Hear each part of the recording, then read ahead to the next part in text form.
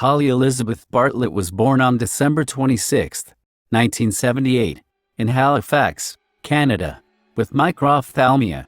This condition causes a person's eyes to be underdeveloped and appear small. Though she could see a little bit during her childhood, Holly became fully blind at age 13. She attended Sir Frederick Fraser School for the Blind, where she learned orientation and mobility skills, which she excelled at. Holly did not let her blindness stop her from doing what she wanted. She was an equestrian, volunteer, took swing dance lessons, and went skydiving and rock climbing. At the age of 31, Holly was starting a new job as a researcher for the Nova Scotia government while finishing a graduate program at Dalhousie University. Though she was very outgoing and had an active social life, she had been spending most evenings at her parents' house. Her father, Wayne, was battling lung cancer. March 26, 2010, Holly ran some errands after work and took the bus home. She then got ready and went out to dinner with a friend. Afterward, they stopped by a liquor store and went to a friend's house to have some drinks. The group eventually went to an end-of-the-semester party at the university. Holly's friends say she was acting her normal self that evening. She had been drinking but was not overly drunk. It is believed she had about 6 drinks in 6 hours. Around midnight, she was ready to go home and her friend walked her over to a taxi. In the early hours of March 27th, iron workers arrived at the A. Murray Mackay Bridge to install a couple of towers. Under the suspension bridge, one of the workers spotted a woman's body. She was unconscious, barely breathing, and very cold. They laid their coat on her and called for an ambulance. The woman was taken to a hospital and identified as Holly Bartlett. She had a broken leg and several broken ribs. Her face was bruised and there were cuts on her hands and feet. Sadly, her injuries were too severe and Holly was taken off life support the next day at 10:45 a.m. The cause of death was blunt force trauma and hypothermia. Holly's friends and family, namely her mother Marion, have heavily criticized the authorities' investigation. Within 24 hours of the incident, lead investigator Mark McKinley had concluded that Holly's death had been an accident.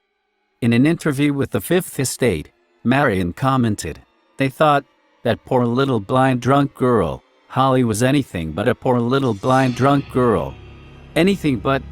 The police's theory states that when Holly was dropped off at her building's driveway, she went the opposite direction. Instead of going to the convoy towers, she ended up a few hundred meters away, a couple of blocks, on an asphalt footpath under the Mackay Bridge.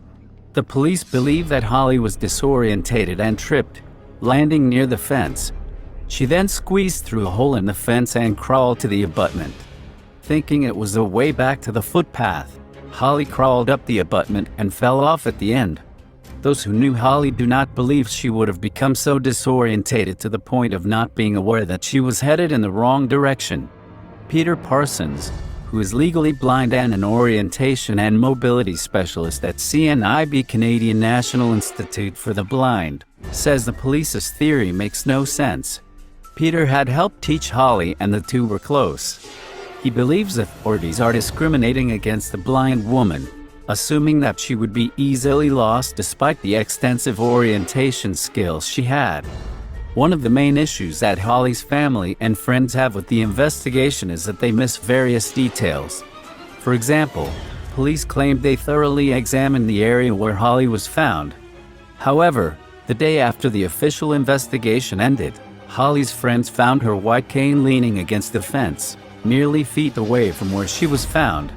A black Harley-Davidson hat was also found near Holly, but there is no record of police examining it. Moreover, several items from Holly's purse were found outside her building by a security guard. They found her wallet, phone, lip gloss, and some change. The items were spread across the parking lot as if they had been thrown from a passing car. Meanwhile, Holly's purse was with her when she was found. Naturally, the last person to see Holly unharmed was questioned. Paul Fraser, the taxi driver who had dropped her off, said the drive had been normal. At the time, he told authorities that Holly had been unmistakably drunk. But during an interview with the Fifth Estate in 2014, he claimed that Holly had only said one word during the entire ride, and when she got out, she didn't seem that drunk.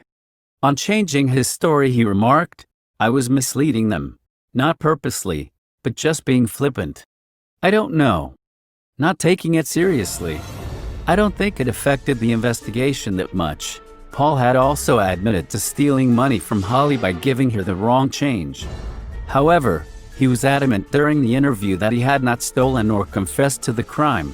"To the best of my memory, no, because I didn't do it." While Paul dropped Holly off, there had been a bus parked near her building. The security cameras on this bus caught his taxi returning to the building after she had already gotten out. He did not mention this to authorities at the time. When asked about it later on, he claimed that he had seen her trip and fall. Though he hadn't stopped at first, he felt guilty and decided to go back. However, Paul says she was no longer there. In 2014, the Quebec City Police conducted an independent review of the case. The new police chief, Jean-Michel Blaise, admitted there were holes in the initial investigation. In the end, authorities agreed that Holly's death should be classified as an accident. After a request from Holly's friends and family, the Canadian investigative program The Fifth Estate produced an episode about Holly's death. It can be watched on YouTube. Holly's loved ones are still hoping to get more answers about her untimely death. Sadly, Holly's father died just weeks after she was found under the bridge. Holly Bartlett's death remains a mystery 10 years later.